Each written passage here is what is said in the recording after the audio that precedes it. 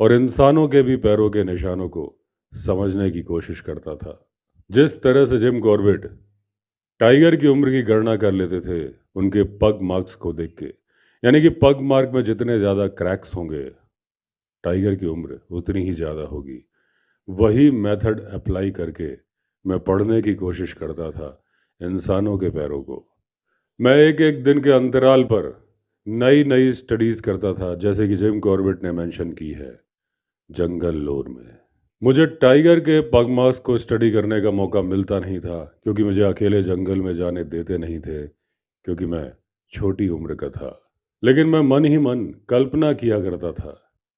जब मैं दूसरे पग मार्क देखता था मैं सोचता था कि मैं देख रहा हूँ टाइगर के पग मार्क्स। लेकिन अचानक से मेरे सामने एक अपॉर्चुनिटी आ गई, जब मेरे फादर के पास गांव वाले आए ये बताने के लिए कि एक तेंदुआ है जो उनके मवेशी मार रहा है गंगा खादर के इलाके में।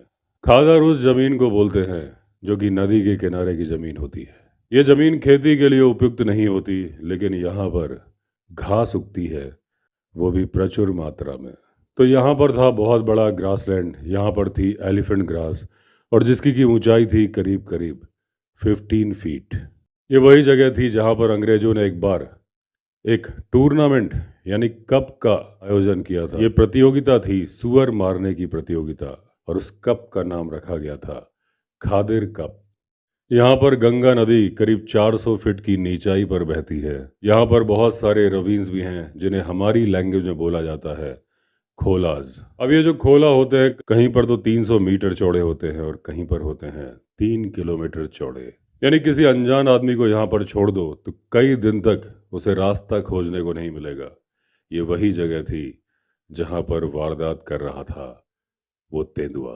हमारे गांव के लोग अपने पशुओं को छोड़ देते थे चरने के लिए इन खादर में सुबह, और लेकर आते थे शाम को। अब गांव वाले मेरे फादर के पास रिक्वेस्ट लेके आए थे कि उस तेंदुए को मार दीजिए, क्योंकि वो हमारे मवेशी मार रहा है।